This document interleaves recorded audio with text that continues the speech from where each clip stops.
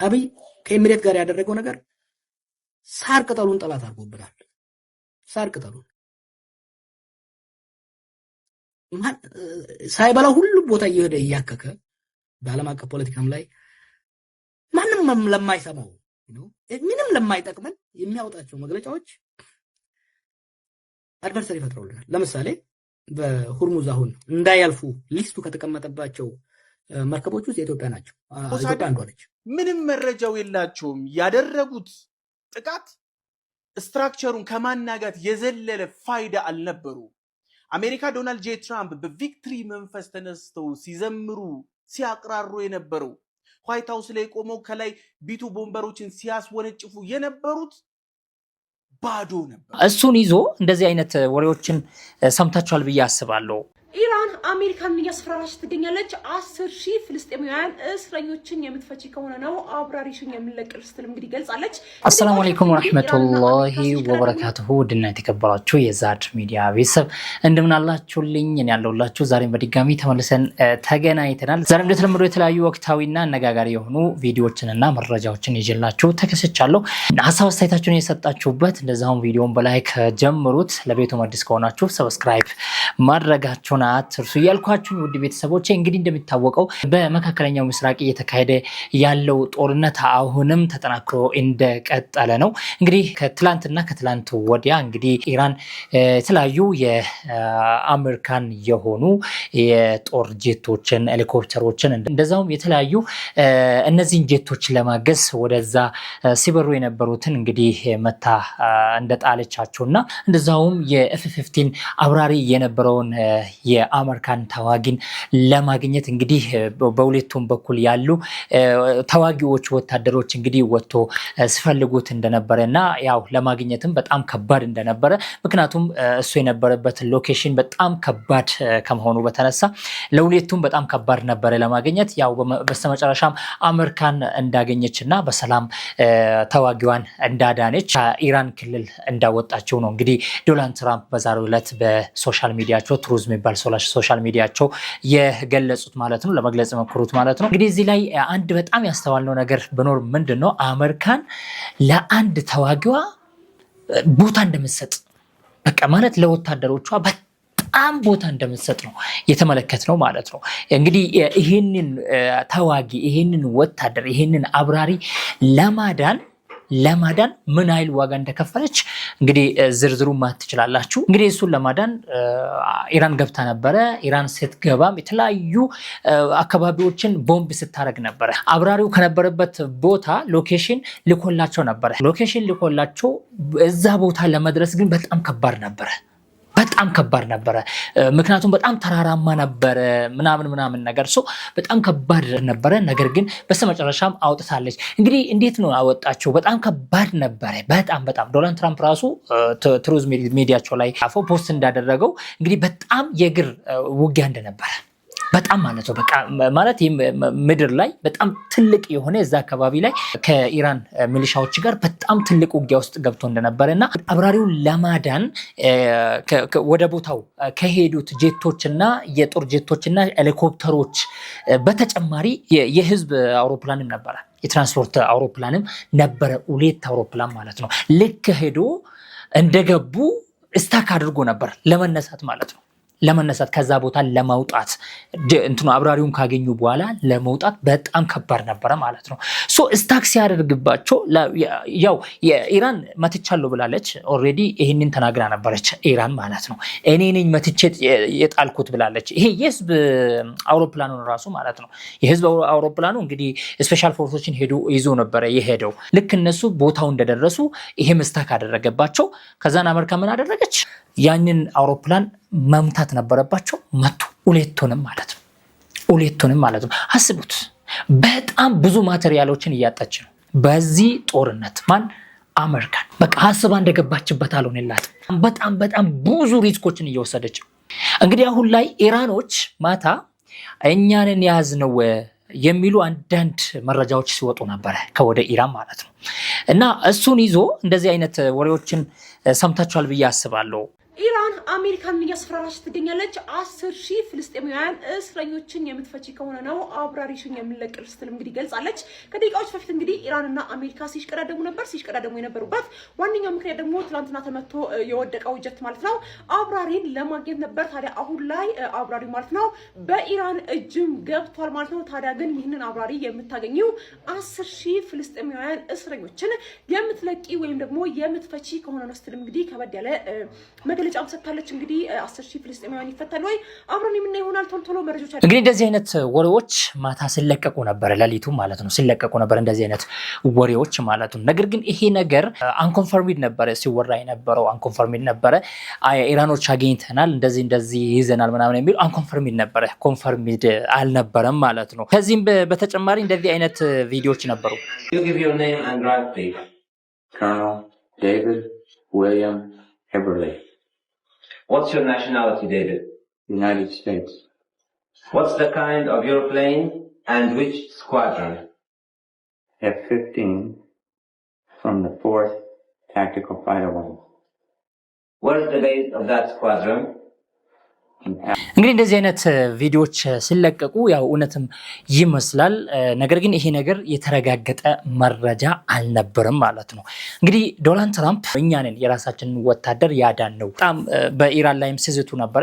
ያው 48 ሰዓታት ተሰጥቷቸዋል ኢራኖች ማለት ነው። በተሰጣቸው 48 ሰዓታት ውስጥ ሆርሙዝን መክፈት አለባቸው፣ ሆርሙዝን ለቆ መውጣት አለባቸው። የተለያዩ ኦይል እየጫኑ መርከቦች ማለፍ አለባቸው። ካልሆነ ኢራን ወደ ጀሃነም ትቀየራለች ብለዋል። እንግዲህ እዚህ ጋር የምትመለከቱትን ነገር ጽፈዋል። በጣም እኔ ራሱ እዚህ ጋር ለመናገር በጣም የሚከብደኝ በጣም ብልግና ንግግር ነው እዚህ ጋር የተናገረው። በጣም የሚያሳፍር ነገር ነው። የምታነቡት ያው ታነቡታላችሁ። በጣም ባለጌ መሆኑ ነው። ብዙ ጊዜ እንደዚህ ይናገራል ዶናልድ ትራምፕ ማለት ነው። የሆነ አሳዳጊ የበደለው የሚባለው እንደ ሀገራችን አንዳንዴ የሆነ መጥፎ አክላቅ ያለበትን ሰው ሲያዩ ይሄ አሳዳጊ የበደለው ምናምን ይሉታልና እንደዚህ አይነት ሰው ነው ዶናልድ ትራምፕ ብሎ ማለት ነው። እንዴት አንድ ይሄን የመሰለ ሰው ይሄን የመሰለ ሀገር እየመራ ያለው አንድ የአሜሪካን ፕሬዝዳንት እንዴት እንደዚህ ቆሻሻ ብልግናን ይናገራል እንደዚህ ወጥቶ በሚዲያ ላይ? በጣም የሚያሳፍር ነገር ነውና ያው የሰውየው እብደት እየጨመረበት እየባሰበት እየመጣ ነውና እንግዲህ በዚህ መልኩ ነው ዶናልድ ትራምፕ እየዛቱባት ያሉት ማለት ነው። በኢራን በኩል ደግሞ ለዚህ ምላሽ እየተሰጠ ነው የሚገኘው። ምንም አታመጣም ምናምን የሚሉ የሆኑ በጣም ፈንም መስሉ ምላሾች እየተሰጡ ይገኛሉ። ለማንኛውም ማክሰኞ በጣም ከባድ ቀን መሆኑን ነው ዶናልድ ትራምፕ እየተናገረ ያለው ማለት ነው። ለማንኛውም የምናይ ይሆናል። እስቲ አንድ ነጥብ ላንሳውና እዚህ ጋር አንድ ቪዲዮ ይዣለሁ። በዚህ ዙሪያ በማነሳላችሁ ነጥብ ዙሪያ አንድ በጣም ደስ ያለኝና እኔ የሚፈልገውን አገላለጽ የገለጸውን አንድ ጋዜጠኛ እንትና እላችኋለሁ፣ ቪዲዮና አቀርብላችኋለሁ።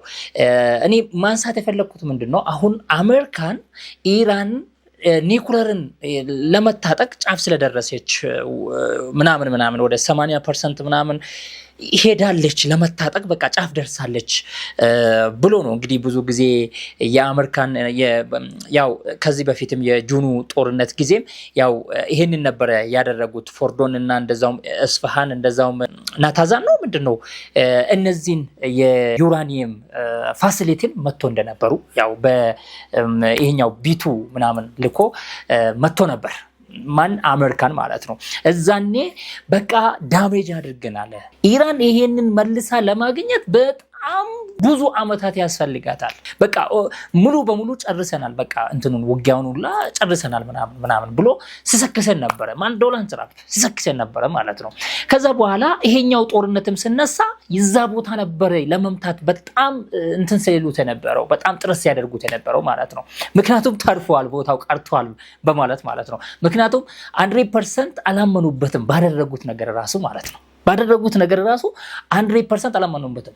ባለፈው ወደ 15 ፖይንት የሚባሉ ለድርድር ወደ ኢራን ከዋይት ሃውስ ሄዶ የነበሩ ተልኮ የነበረ ደብዳቤ ውስጥ አንድ ምንድነው ለድርድሩ የቀረበው ኢራን ማድረግ አለባት ተብሎ በአሜሪካን በኩል በዶናልድ ትራምፕ በኩል የተቀመጠው ፖይንት አንዱ ምንድነው ኢራን ያብላላቸውን ዩራኒየም የኒኩለር ዩራኒየሙን አሳልፋ ለዓለም አቶሚክ ኤነርጂ ኤጀንሲ መስጠት አለበት።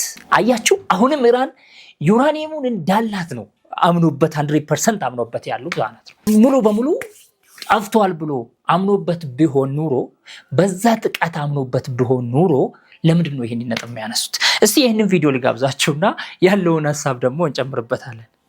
ኒውክለሩ ቢመታ ኖሮ ከሳተላይት የሚታይ ጨረር ይኖር ነበር፣ ራዲዬሽን ነበረው።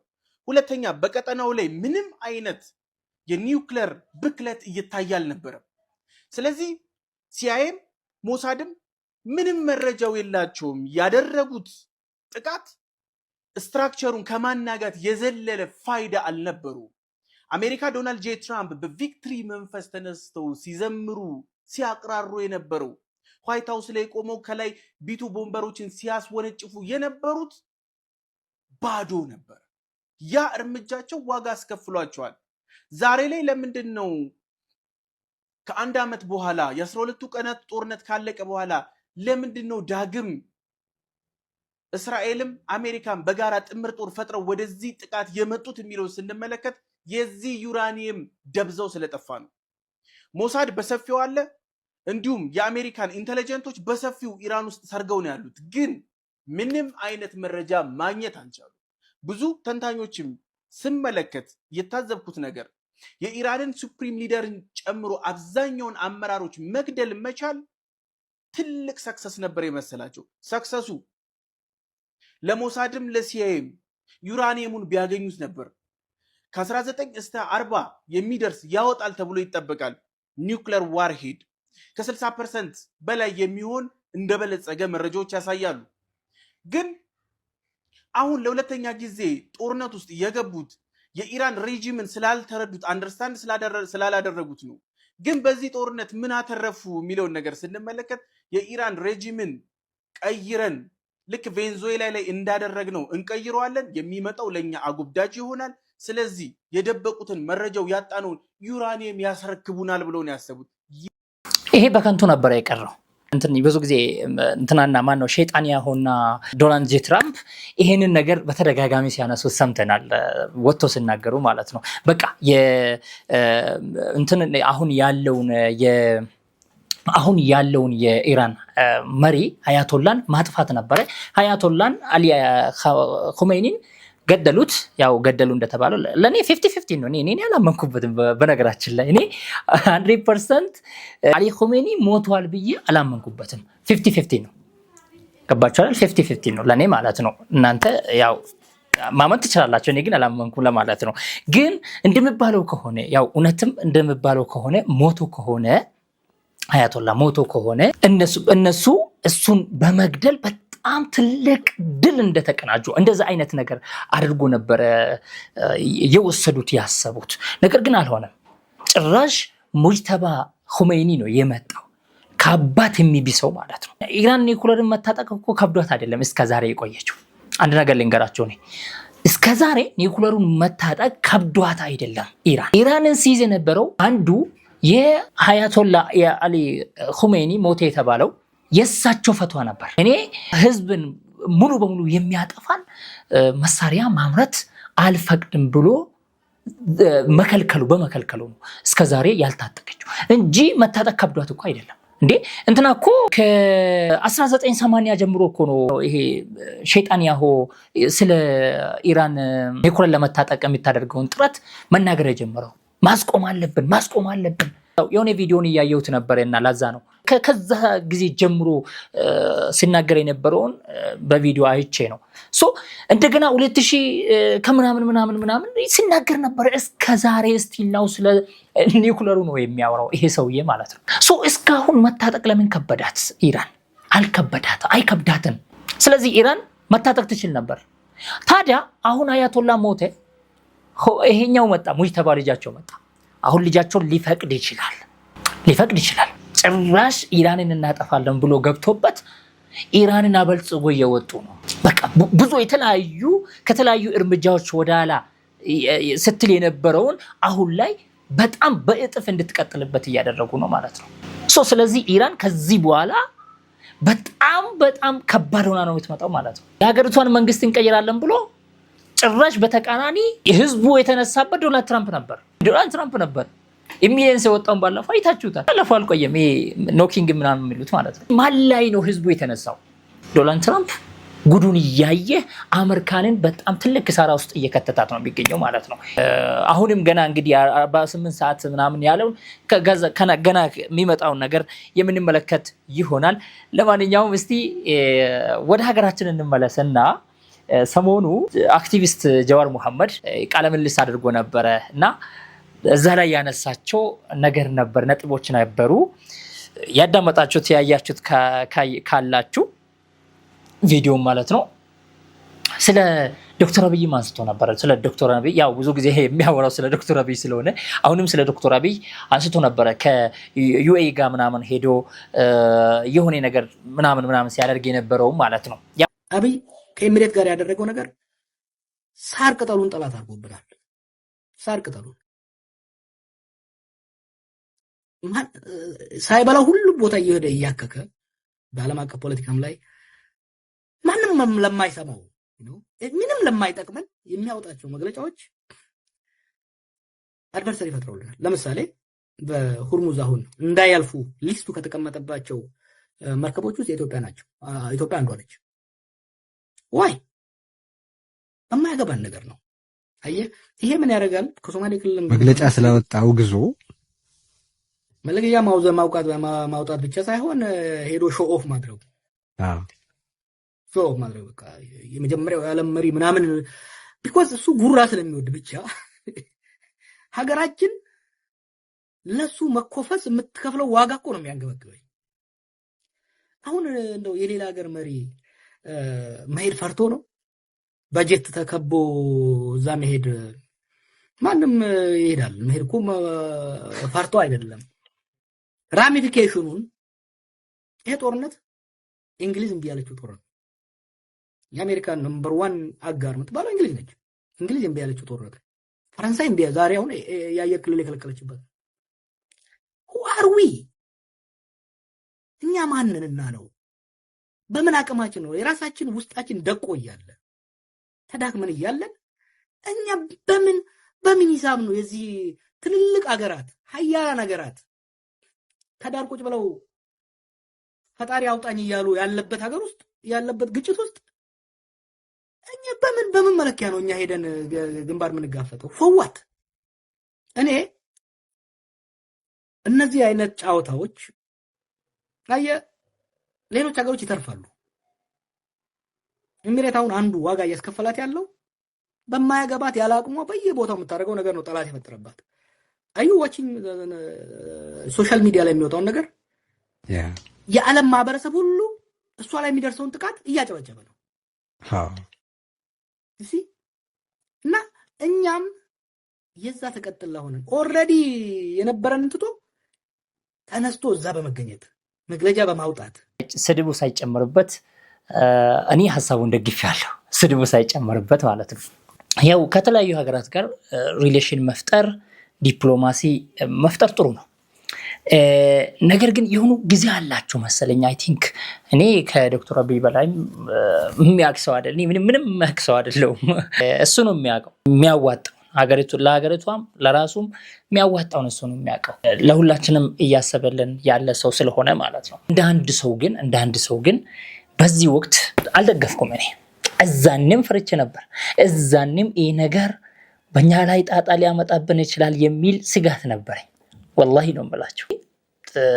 ከሩቅ አድርጎ ማሰብም ጥሩ ነው። በነገራችን ላይ አሁን ላይ በዱባይ ላይ የሚፈጸሙ ጥቃቶች የሚቃወም የለም። ጀዋር እንዳለው የሚቃወም የለም፣ ከኔ ጀምሮ ማለት ነው የሚቃወም የለም። ምክንያቱም በጣም ኢራን እንድትመታ እንድትጠቃ በጣም ኢራን በቃ ለዚህ ሁሉ ጥቃት ዋናና የመጀመሪያ ዱባይ ነች። ለዚህ ነው በተደጋጋሚ ጥቃት የሚፈጸምባት። አየር ክልሏን የፈቀደችው እሷ ነች። የአሜሪካን ማቴሪያሎች እንዳሉ እዛ ውስጥ ናቸው። የሲአይኤ ቢሮዎች፣ የተለያዩ እንግዲህ የአሜሪካን የሆኑ ነገሮች እንዳሉ አሜሪካን እዛ ውስጥ ናቸው። ጭራሽ እኮ አሁን ኢራን ምን እያለች ነው?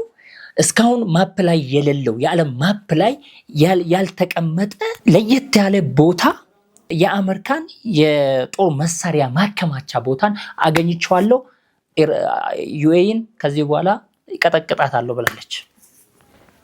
ምን ትላላችሁ? እቀጠቅጣታለሁ ብላ ትላንትና ከ23 በላይ ሚሳይሎችን ወደዛ ወንጭፋ ነበር። ዩኤኢ ኢንተርሴፕት አድርጌያለሁ፣ አብዛኛውን ኢንተርሴፕት አድርጌያለሁ ብላ ብትናገርም ነገር ግን እንደተወነጨፈበት አረጋግጣለች፣ ተናግራ አምናለች ማለት ነው። አያችሁ፣ ይሄ ማለት በራሷ እጅ ያመጣችው ነገር ነው ማለት ነው ዩኤኢ። ስለዚህ እኔ ብዙም ወላሂ ነው የምላቸው፣ እኔ ብዙም ወደ ዩኤኢ መጠጋት እኔ አልደግፍም። አሁን ላይ ለምንድን ነው ኢትዮጵያ ምን ስላደረገች ነው የኢትዮጵያ ኦይል በዛ እንዳያልፍ የተደረገው፣ በሆርሙዝ እንዳያልፍ የተደረገው? ምን ስላደረገች? ጭራሻውን ለእስራኤል እውቅና ሰጥታለች ምናምን። ከዚህ በፊት እንግዲህ ድምፅ ታቅቦ ሊስት ውስጥ እንደነበረች ታውቃላችሁ። አሁን ደግሞ ጭራሽ እንደዛ የሚሉ አንዳንድ ወሬዎች እየወጡ ነው፣ ኦፊሻሊ ባላይም። ነገር ግን በዚህ አይነት መረጃዎች ሲወጡ አይቼዋለሁ፣ ተመልክቻለሁ። ምን ሊመጣብን ነው? አሁን አስባችሁታል? አሁን የኢትዮጵያ ኦይል ተከልክሏል፣ በዛ በኩል እንዳያልፍ ተደርጓል። በምን ምክንያት ነው? ይሄ አንዳንዴ የሚያሳስብ ነገር ነው ለማለት ነው። እንዴት ነው አያችሁት? የጀዋርን ንግግር እንዴት ነው አገኛችሁት? ሐሳቡንስ እንዴት ነው የምትረዱት? በምን መልኩ ነው የወሰዳችሁት? ሐሳባችሁን በኮሜንት አጋሩኝ እላችኋለሁ። ውድ ቤተሰቦቼ በሌላ ቪዲዮ ተመልሰን የምንገናኝ ይሆናል። እስከዛ ባላችሁበት ሰላም ሆኖልኝ፣ ለሀገራችን ሰላምን እንመኛለን። አላህ ሱብሓነሁ ወተዓላ ሰላም ያደርግልን። ወሰላሙ አለይኩም ወራህመቱላሂ ወበረካቱ።